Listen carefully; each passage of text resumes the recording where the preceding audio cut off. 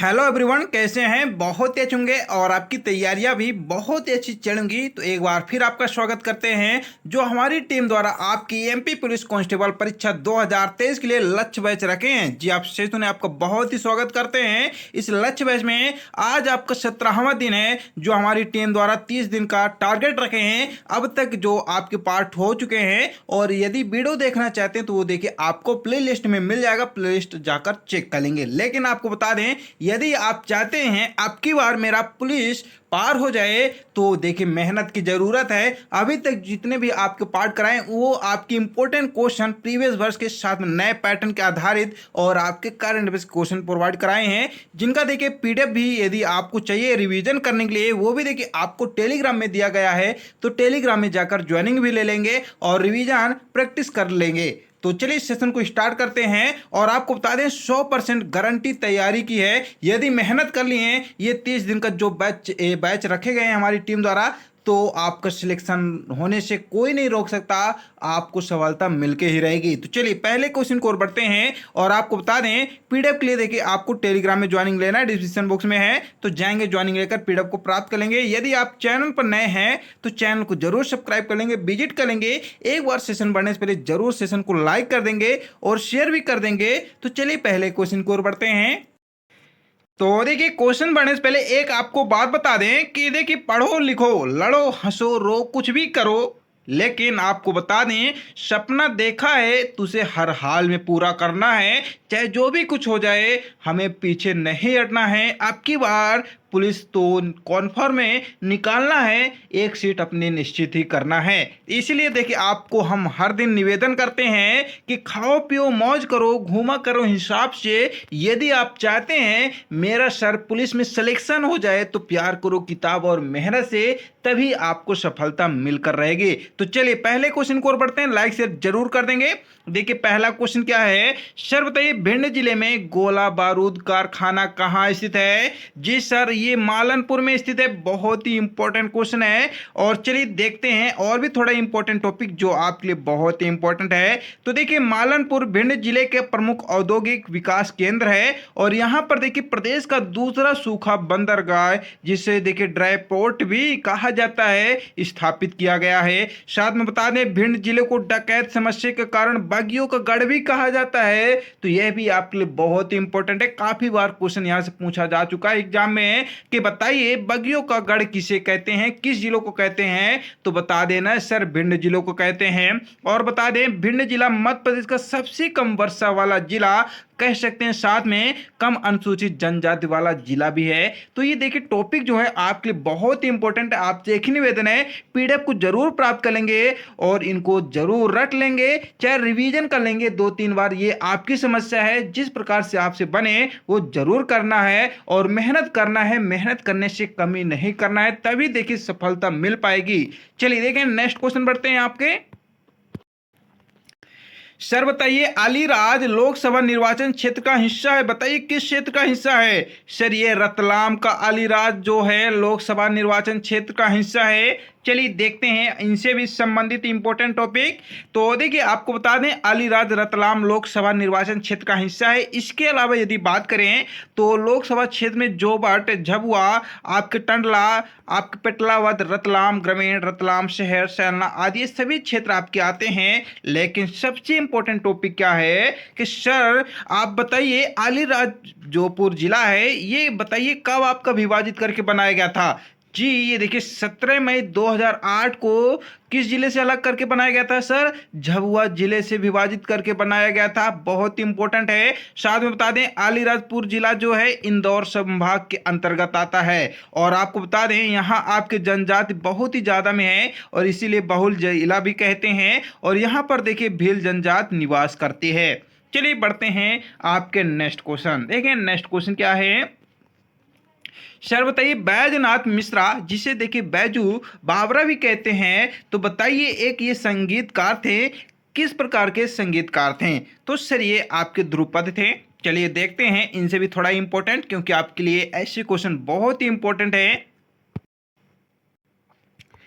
तो देखिए बैजनाथ मिश्रा जिसे कहते हैं बैजू बावरा, ये आपके ध्रुपद संगीतकार थे। इन्होंने देखिए 16वीं शताब्दी के महान गायक संगीतक तानसेन के गुरु भाई पंडित बैजनाथ के जन्म मध्य प्रदेश के चंदेरी में हुआ है तथा ये चंदेरी में ही बैजू बावरा की समाधि भी स्थित है। तो काफी बार क्वेश्चन में ये पूछा जाता है कि बताइए बैजू बावरा जी हुए जिन्हें कहते हैं मिश्रा बैजनाथ, इनकी बताइए समाधि कहाँ है, तो आपको बता देना चंदेरी में है। लेकिन बता दें बैजनाथ प्रसाद और बैजनाथ मिश्र के नाम से भी इन्हें जाना जाता है। लेकिन ये ग्वालियर राजा जो थे आपके मान सिंह, इनके दरबार के गायक थे और अकबर के दरबार के महान गायक तानसेन के समकालीन थे। तो बहुत इंपॉर्टेंट टॉपिक है।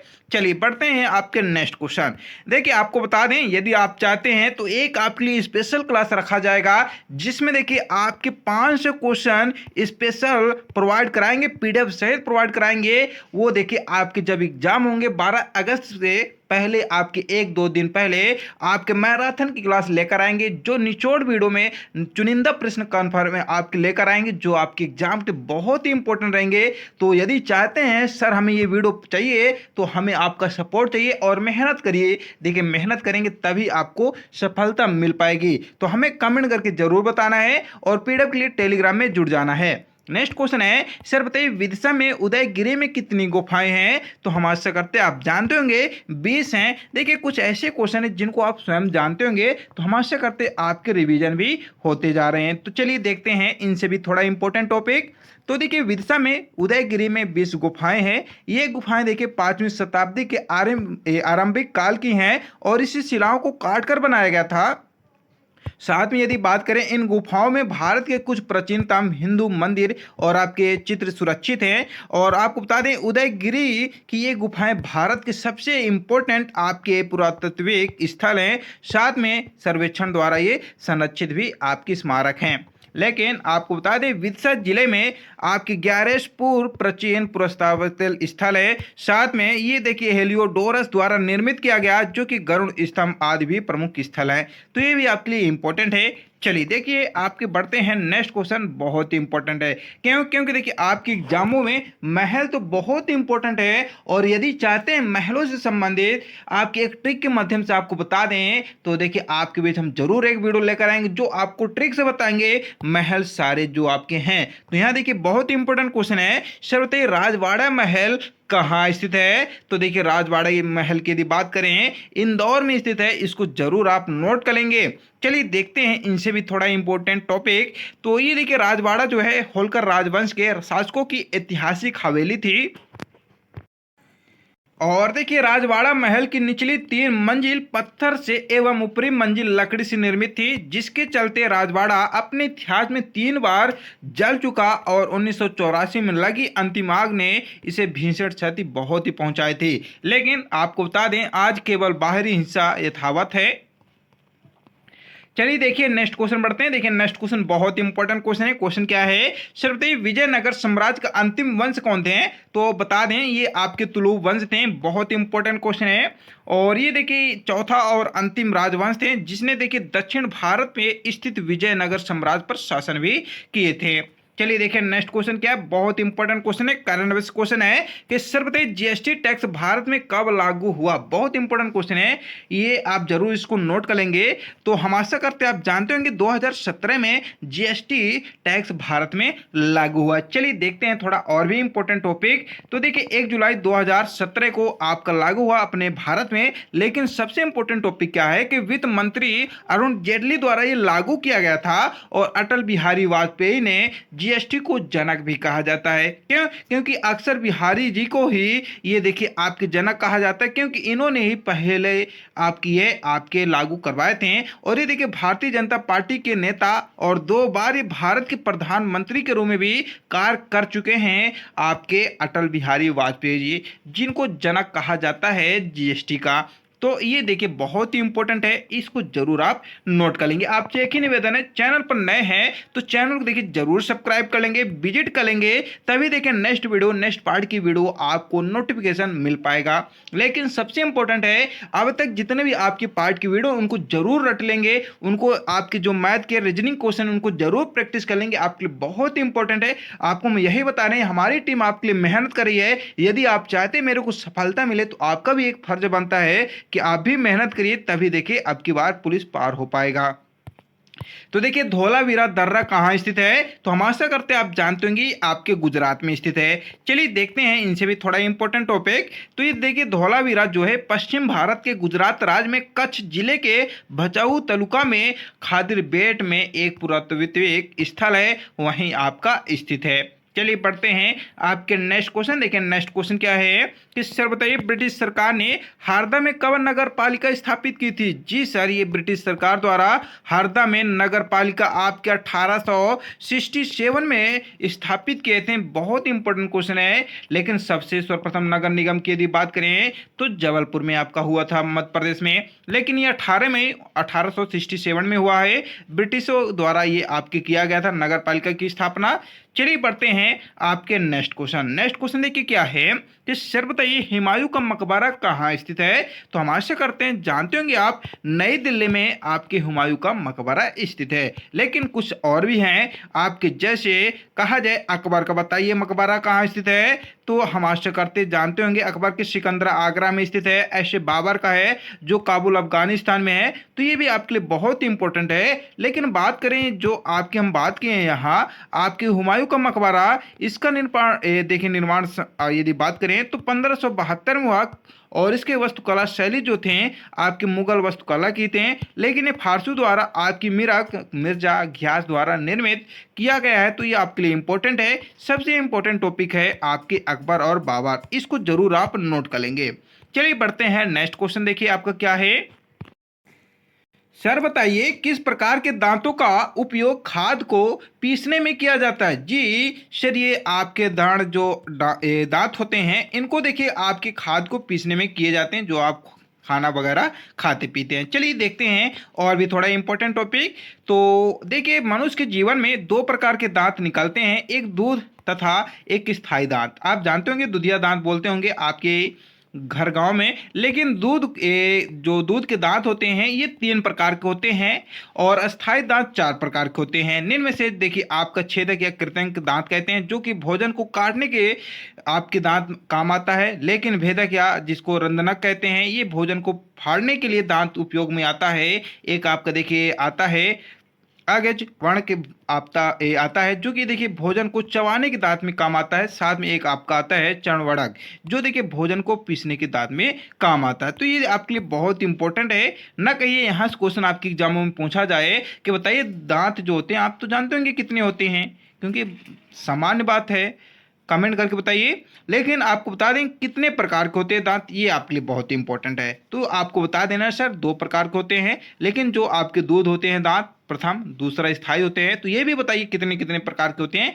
तो ये भी आपके लिए बहुत इंपॉर्टेंट है, इसको भी आप जरूर नोट कर लेंगे।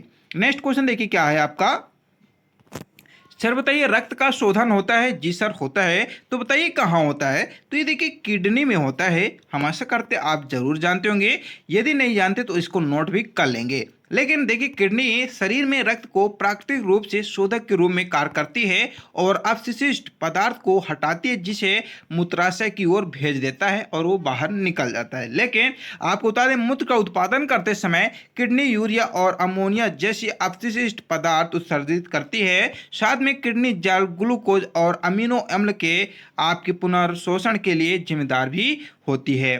चलिए बढ़ते हैं आपके नेक्स्ट क्वेश्चन। देखिए नेक्स्ट क्वेश्चन क्या है कि सर बताइए कौन से विटामिन मसूड़ों के रक्त स्राव की रोकथाम करता है। तो हम आशा करते हैं आप जानते होंगे स्कर्वी अम्लीय होता है, क्योंकि विटामिन सी का नाम ही है और ये विटामिन सी मसूड़ों से संबंधित होता है। तो चलिए बढ़ते हैं आपके थोड़ा और इम्पोर्टेंट टॉपिक की ओर बढ़ते हैं। तो देखिए स्कर्विक अम्ल विटामिन मसूड़ों के रक्त स्राव की रोकथाम करता है और ये विटामिन सी के नाम से ही जाना जाता है आपके स्कर्विक अम्ल। और ये देखिए आपके एंटीऑक्सीडेंट गुणों वाला शुगर एसिड होता है और ये देखने में श्वेत और हल्के पीले रंग का जल में घुलनशील चूर्ण होता है। चलिए देखिए नेक्स्ट क्वेश्चन क्या है, सर बताइए आपके कि कोशिकाएं कौन सी हैं जो प्रत्येक 120 दिनों में नवीनीकृत हो जाती हैं। तो सर लाल रक्त कोशिकाएं हैं जिनका जीवन काल ही होता है 120 दिन का होता है। तो हम आशा करते हैं इसको आप जरूर नोट कर लेंगे। चलिए देखते हैं और भी थोड़ा इंपॉर्टेंट टॉपिक। तो देखिए लाल रक्त कणिकाएं जिनका आरबीसी कहते हैं, इनका औसत काल जीवन काल 120 दिन होता है। और यदि बात करें आरबीसी का अर्थ है रेड ब्लड सेल्स होता है, जिन्हें देखिए आपके एरिथ्रोसाइट्स भी कहा जाता है। और ये देखिए अस्थि मज्जा में बनता है और इसका विनाश भी यकृत और पीलिया में होता है। और पीलिया को देखिए आरबीसी का कब्र स्थान कहते हैं। ये आपके लिए काफी बार एग्जामों में क्वेश्चन पूछा जाता है कि बताइए पीलिया को किस नाम से जाना जाता है, या ऐसे क्वेश्चन पूछा जाता है कि सर बताइए आरबीसी का कब्र स्थान किसे कहा जाता है, तो आपको बता देना है सर पीलिया को कहा जाता है। लेकिन ये आपके मुख्य कार्य जो करते हैं, फेफड़ों से ऑक्सीजन को शरीर के अन्य सभी भागों में ले जाते हैं और ऐसे सभी भागों से कार्बन डाइऑक्साइड को भी वापस लाना कार्य करते हैं। चलिए पढ़ते हैं नेक्स्ट क्वेश्चन। देखिए आपसे एक ही निवेदन है, और भी पार्ट को वीडियो जरूर देख लेंगे, आपके लिए बहुत इंपॉर्टेंट है, क्योंकि हमारी टीम द्वारा ये वही प्रश्न आपके चुनिंदा कवर किए हैं जो आपके प्रीवियस वर्ष के हैं। साथ में देखिए नए पैटर्न के भी क्वेश्चन शामिल किए हैं, तो इनको जरूर नोट करेंगे। देखिए नेक्स्ट क्वेश्चन है कि परिपथ से होकर प्रवाहित होने वाली धारा के मापन में प्रयुक्त होने वाले यंत्र को सर बताइए क्या कहा जाता है। जी सर आममीटर कहा जाता है। चलिए देखते हैं, इनसे भी थोड़ा इंपॉर्टेंट टॉपिक आपके लिए बता दें। ये ऐसे क्वेश्चन बहुत इंपॉर्टेंट है आपके सही मात्रक मीटर वगैरह से संबंधित। तो देखिए अमीटर बहुत ही कम प्रतिरोध वाली युक्त होती है, जिसको ये परिपथ में बहने वाली विद्युत धारा को मापने में श्रेणी क्रम में लगाया जाता है। और अमीटर का प्रतिरोध कम से कम रखा जाता है, और ऐसा इसलिए किया जाता है कि अमीटर का प्रतिरोध जितना कम होगा उतना ही देखिए धारा को माप सकेगा। ठीक है, तो अभी तक देखिए हम आपके देखे हैं क्वेश्चन, एमपीजी के क्वेश्चन देखे हैं, राष्ट्रीय लेवल के क्वेश्चन देखे हैं, आपके जो भारत से संबंधित अंतर्राष्ट्रीय संबंधित क्वेश्चन थे। साथ में अभी हम आपके देखे हैं उसका साइंस का क्वेश्चन देखे हैं। अब देखिए हम लोग बढ़ रहे हैं आपके रीजनिंग की ओर बढ़ रहे हैं, तो सेशन को जरूर शेयर कर देंगे और प्रैक्टिस जो आपके क्वेश्चन कराएंगे इनको जरूर रट लेंगे, चाहे प्रैक्टिस 2-3 बार अच्छे से कर लेंगे रीजनिंग के क्वेश्चन। तो देखिए क्वेश्चन क्या है कि सर बताइए दिए गए समीकरण को सही बनाने के लिए किन्हीं दो संख्याओं को आपस में बदलना चाहिए। ये देखिए संख्याएं दिए गए हैं, समीकरण को सही करने के लिए बताना है 210 कैसे आपका होगा। तो क्या करना है, पहले ऑप्शन से हल करना स्टार्ट कर देंगे। तो पहले 20 को 40 कर लेंगे, 40 को 20 कर लेंगे। तो यहाँ देखिए हम क्या कर लिए सर, ये 40 कर लिए, यहाँ हम 20 कर लिए। ठीक है, ये माइनस है तो माइनस कर लिए। तो ये देखिए 4 पंचे आपके 20 हुए हैं, तो 5 आ गए निकल के। और ये देखिए 25 को 7 में यदि मल्टीप्लाई करेंगे तो हमें मिलेंगे 175 मिलेंगे। 7 पाना 35, देख सकते हैं 7 दूनी 14 आपके यहाँ आएंगे हासिल, तो 175 हो जाएंगे। फिर क्या है प्लस है, फिर आपका सर 40 है तो 40 लिख लेंगे। ठीक है, और 40 के बाद क्या है सर आपका माइनस लिखा, तो माइनस कर लेंगे और हमें मिले शेष कितने हैं, 5 मिलेंगे। ये आपके 5 हैं। ठीक है, ये हमको संख्याएं मिले हैं। तो ठीक है, इसको पुनः अच्छे से लिख लेते हैं। 175 प्लस 40 मिले हैं, माइनस 5 मिले हैं। तो अब क्या करें सर, 100 आपके जो 75 हैं, चाहे इसको घटा दीजिए चाहे इसको जोड़ दीजिए, आपका राइट आंसर आ जाएगा। तो देखिए 170 में यदि हम 5 घटाएंगे तो 175 में 5 घटाएंगे हमें मिलेगा 170, और 70 में 140 जोड़ेंगे तो ऑलरेडी हमें मिल रहे हैं सर 210 मिल रहे हैं कि नहीं मिल रहे हैं। जोड़ सकते हैं, 170 जोड़ लें और 40 जोड़ेंगे तो देख सकते हैं ये आपके 0 आ जाएंगे, 7 4 11, ये आपको 210 मिल रहे हैं। तो कहा जाए हमारा पहला ही राइट आंसर होगा। शायद ऐसे क्वेश्चनों को कैसे हल करेंगे, जब प्रैक्टिस करेंगे नोटबुक में तभी ऐसे क्वेश्चनों को हल करेंगे, अन्यथा नहीं कर सकते, क्योंकि सबसे ज्यादा इसमें सुपर आपका होना चाहिए, माइंड होना चाहिए, और जो कंक्लूजन करना पड़ता है, क्योंकि आपको आना चाहिए वर्गमूल गुणा भाग सभी आना चाहिए, अच्छे से आना चाहिए, विस्तार रूप से आना चाहिए, तभी ऐसे क्वेश्चनों को अच्छे से हल कर पाएंगे। तो चलिए हम आशा करते हैं आप जरूर इसको समझ गए होंगे। हम लोग बढ़ते हैं नेक्स्ट क्वेश्चन। तो देखिए नेक्स्ट क्वेश्चन है, सर बताइए यदि ए का अर्थ है प्लस और बी का अर्थ है माइनस है, सी का अर्थ है आपका गुणे और सर डी का अर्थ है भागे, तो बताइए निम्न से व्यंजक का मान क्या होगा। सर ये व्यंजक दिए गए हैं और यहां बताए गए, ए को हम प्लस कहते हैं, बी को माइनस कहते हैं, सी को मल्टीप्लाई कहते हैं, डी को एडिशन कहते हैं। तो बताइए व्यंजक का क्या होगा मान। तो जी सर बताएंगे, क्या करना है, चुपचाप आपको अर्थ बता रहा है तो अर्थ रख दीजिए ना, आपका राइट आंसर आ जाएगा। वो कैसे आएगा आप देखिए बस। तो देखिए 6 लिखे हैं, सी कहाँ है सर, ये सी है, तो यहाँ मल्टीप्लाई का चिन्ह लगा देंगे। फिर आपके 57 है, 57 के बाद बी है, तो बी में क्या है सर माइनस कर देंगे।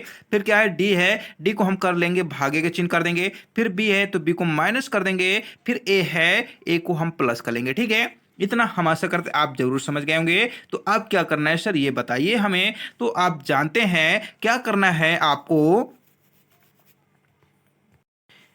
पहले कोष्टक वाले चीज को हम हल कर लेंगे, ठीक है। तो 6 मल्टीप्लाई लिखे हैं। अब ये 57 में माइनस बी है, तो बी को हम माइनस किए हैं, तो 57 में 8 घटाएंगे कितना मिलेगा सर, हमें 49 मिलेंगे, ठीक है। अब डी है, तो डी का आप क्या बोले हैं, भाग किए हैं, तो हम सर भाग किए हैं, तो भाग का भी चिन्ह बना लेंगे, ठीक है।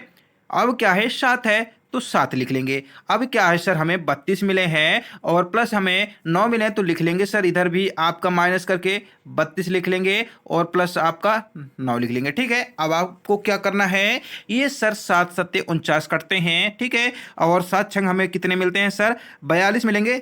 बताइए, 7 छंग 42 होते हैं, ठीक सर, 42 कर लिए। आप बताइए क्या आएगा सर, माइनस बचा हमारा 32 और बचा है प्लस 9 बचा, ठीक है। ये हमारी संख्या बचे हैं। अब इसको प्लस माइनस करिए, आपका राइट आंसर आएगा। तो देखिए हम आशा करते हैं 42 9 को जोड़ेंगे हमें मिलेंगे 51 मिलेंगे और हम इसमें 32 घटा देंगे तो सर कितना मिलेंगे हमें, सर हमें मिल रहे हैं आपकी 19 मिल रहे हैं कि नहीं, कर लीजिए। अच्छा 51 में 32 घटा दीजिए, तो देख सकते हैं ऑलरेडी आपको मिल रहे हैं 19, तो कहा जाए हमारा सी नंबर राइट आंसर होगा। देखिए हम आपको वही बता रहे हैं, जब तक आपको कंक्लूजन नहीं करना आएगा, गुणे भाग इधर से उधर करने नहीं आएंगे, तब तक देखिए नहीं कर पाएंगे। और हम आशा करते हैं बेसिक चीज है आपसे आती होगी। तो चलिए बढ़ते हैं आपके नेक्स्ट क्वेश्चन।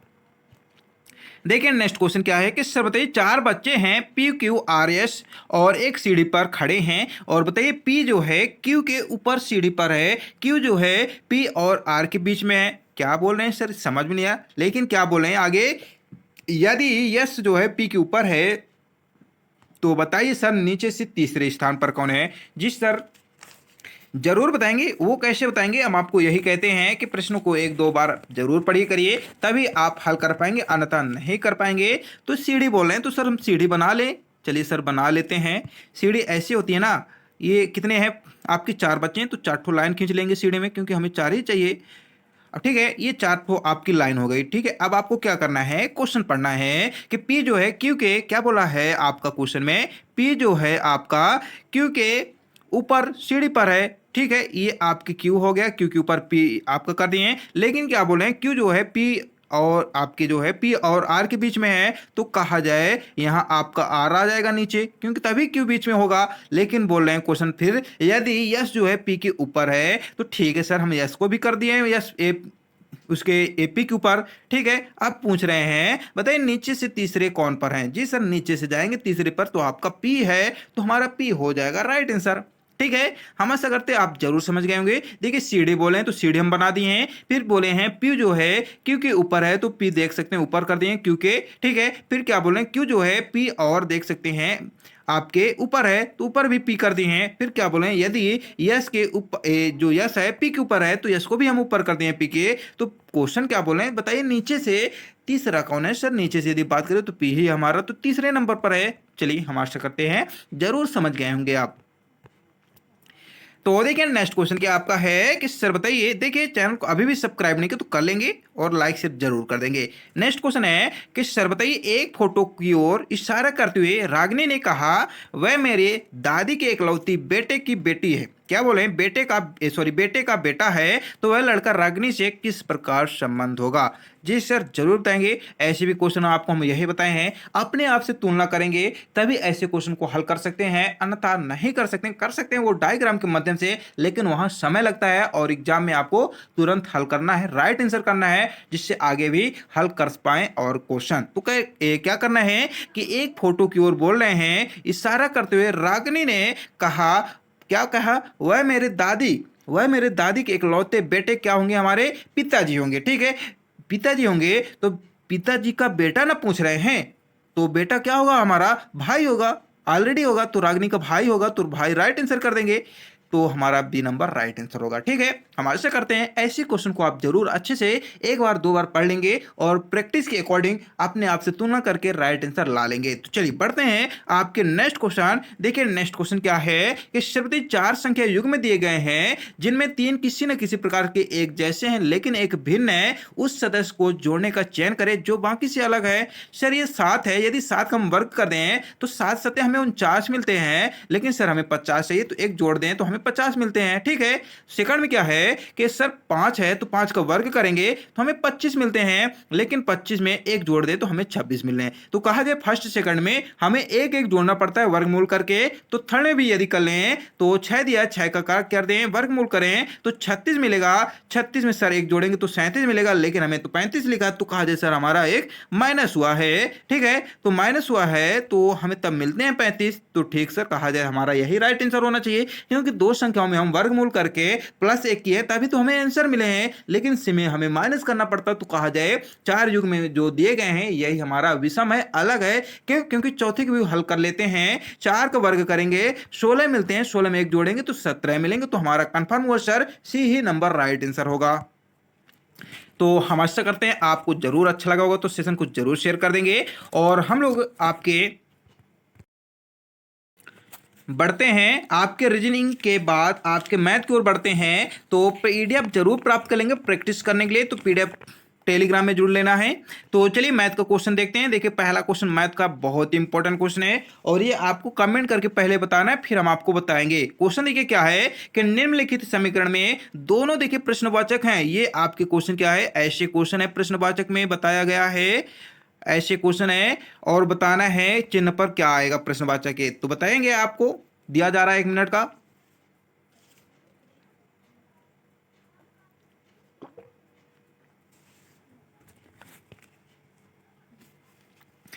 देखिए बहुत ही सरल सवाल है, ये तिर्यक गुणक कर लेना है। तो यदि हम ये प्रश्नवाचक का प्रश्नवाचक के तिर्यक गुणा करेंगे तो हमें क्या मिलेंगे, वर्गमूल न मिलेंगे, 2 हो जाएंगे, और ये 18 मल्टीप्लाई आपके 8 हो जाएंगे। ठीक है, तो 18 मल्टीप्लाई यदि हम 8 का मल्टीप्लाई करेंगे कितना मिलेंगे सर, 18 8 144 होते हैं। तो कहा जाए क्वेश्चन मार्क का होल स्क्वायर हो जाएगा और 144 हो जाएगा। ठीक है, और सर ये यदि हम वर्गमूल को जो है हमारा आपका वर्ग है स्क्वायर है, इसको हटाएंगे तो हमारा करनी में जाएगा, अंडर रूट में जाएगा, तो 144 हमें अंडर रूट मिलते हैं। तो सर बताइए 144 आपका जो है किसका वर्गमूल है।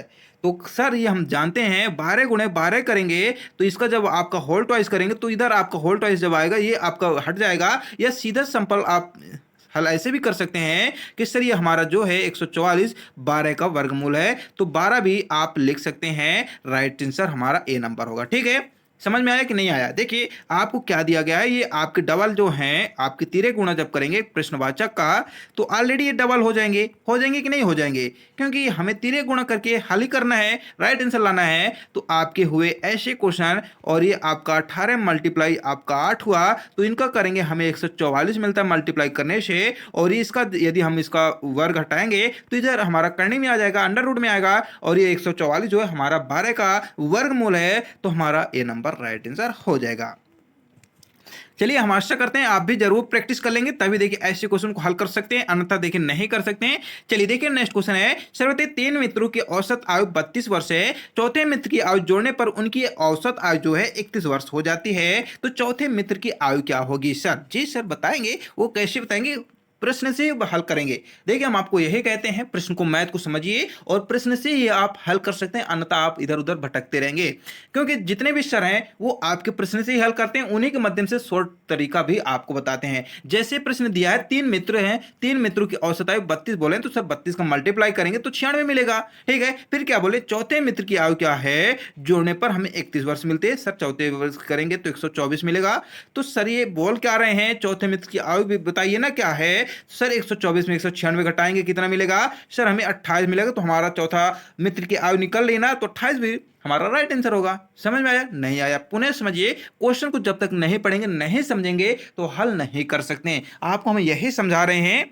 तो यहाँ देखिए 3 मित्रों की औसत आयु दिया गया है 32, और चौथे मित्र की आयु दिया गया है जोड़ने पर हमें मिलते हैं 31 वर्ष। देखिए जोड़ने पर मिलते हैं ना, तो देखिए हमें 3 मित्र दिए हैं, 32 वर्ष दिए हैं, इनका मल्टीप्लाई करेंगे तो हमें देखिए 96 मिलते हैं, और यदि आपके चौथे भी मित्र का निकालेंगे जो दिया आपका 31, तो इसका देखिए 124 मिलता है हमें। ठीक है, 4 एक कम 4 3 12 आपके 124 हुए। फिर बोले चौथे मित्र की आयु निकालना है, तो सर हमें तो मल्टीप्लाई वो माइनस करेंगे तभी ना निकलेगा, तो यदि 124 में 96 घटाएंगे तो हमें देखिए 28 मिलते हैं, तो बी नंबर हमारा राइट आंसर हो जाएगा। चलिए यदि सेशन अच्छा लगा तो लाइक शेयर जरूर करेंगे। पीडीएफ देखिए आपको टेलीग्राम में मिलेगा प्रैक्टिस करने के लिए, लेकिन आपको ये क्वेश्चन जो है बहुत ही इंपॉर्टेंट है, हम आपको पहले बता रहे हैं, इनको अभ्यास जरूर कर लेंगे क्वेश्चनों का।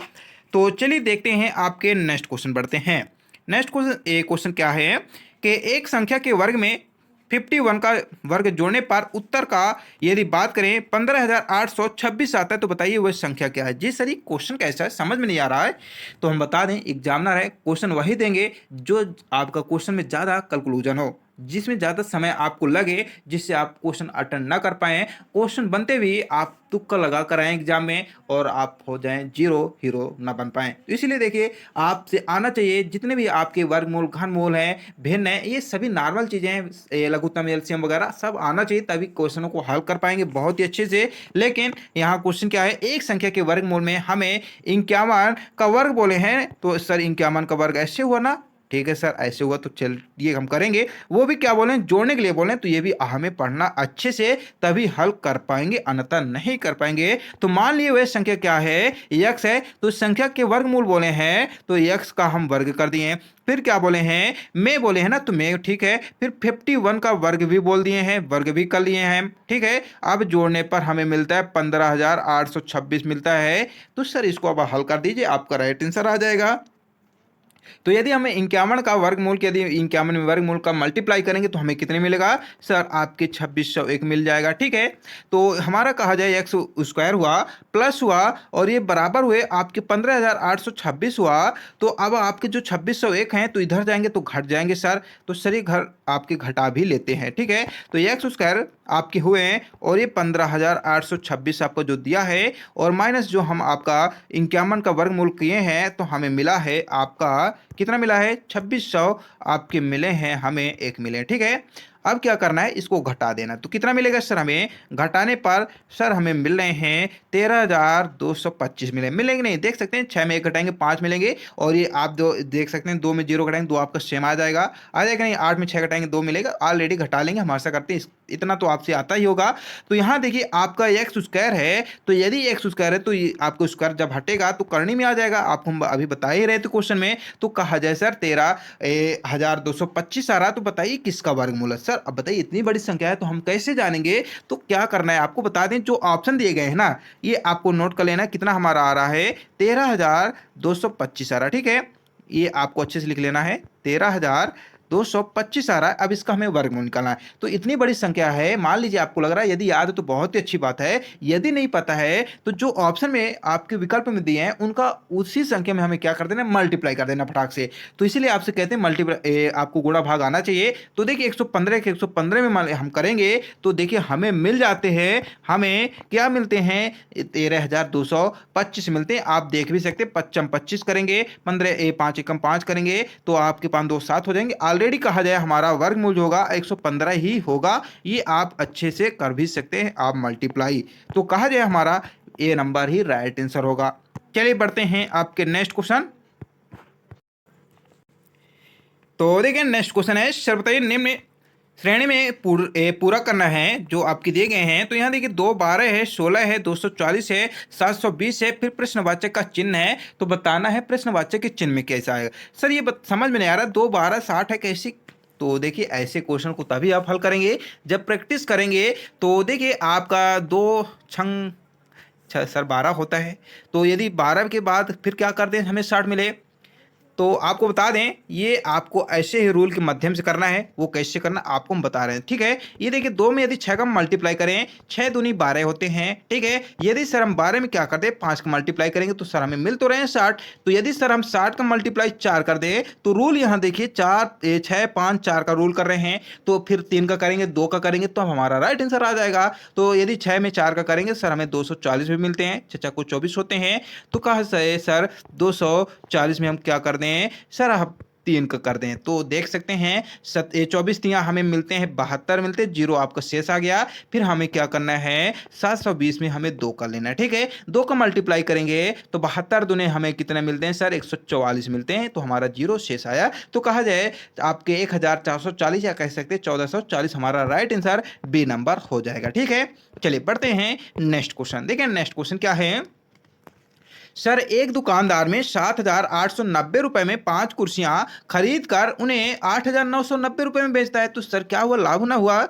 तो बताइए प्रति कुर्सी दुकानदार को कितना लाभ हुआ, ये पूछ रहे हैं ना। तो देखिए फर्स्ट आपको तो 7,890 में 8,990 में घटा देना है। तो सर हम घटाएंगे कितना मिलेगा बताइए फटाक से। सर हमें 1100 मिलेंगे, ठीक है। देख सकते हैं ये जीरो से जीरो हो जाएंगे, जीरो से जीरो जाएंगे। आपके 18 में जब ये घटाएंगे ना तो एक मिलेंगे। ऑलरेडी देख सकते हैं आपका जो है 1100 हमें मिल रहे हैं, ठीक है। तो 1100 लिख लेना है। आप क्या बोले हैं, 5 कुर्सी खरीद कर उन्हें बेच दिए हैं, तो प्रति कुर्सी का ना बोल रहे हैं, तो 5 कुर्सी का हम भाग देंगे तब ना हमें मिलेगा। प्रति बोले तो एक कुर्सी का, तो चलिए 5 का भाग दे देंगे। तो 5 आपके देख सकते हैं 5 दूनी 10 होते हैं, 5 दूनी 10 होते हैं, जीरो हमारा शेष आता है, ठीक है। तो कहा जाए हमारा सी नंबर राइट आंसर होगा, 220 हमारा हो जाएगा, ठीक है। प्रति कुर्सी की जो दर है वो 220 रुपए की प्रति दर से कुर्सी खरीदते हैं हमारे जो हैं दुकानदार जी। चलिए बढ़ते हैं नेक्स्ट क्वेश्चन। देखिए इस सेशन को जरूर शेयर कर देंगे, पीडीएफ प्राप्त करेंगे। और ये देखिए हमारे जितने भी क्वेश्चन थे वो कंप्लीट हो चुके हैं। हम आशा करते हैं इस सेशन आपके लिए बहुत ही अच्छा लगा होगा। तो आपके नेक्स्ट दिन नेक्स्ट पार्ट में मिलेंगे लक्ष्य है जो हमारी टीम द्वारा आपके लिए रखे हैं। तो चलिए तब तक के लिए नमस्कार लेते हैं। जय हिंद जय भारत। और हमारे साथ बने रहने के लिए हमारे YouTube daily current affair channel पर आपका बहुत ही स्वागत है। अच्छा मेहनत करिए, देखिए सफलता आपको जरूर मिलेगा। आपको शुरू में यही बताए हैं कि खाओ पियो मौज करो घूमा करो हिसाब से। यदि चाहते हैं मेरा पुलिस में सिलेक्शन हो जाए तो प्यार करो अपने मेहनत है और अपने किताब से, तभी आपको सफलता मिल पाएगी। तब तक के लिए नमस्कार, जय हिंद जय भारत।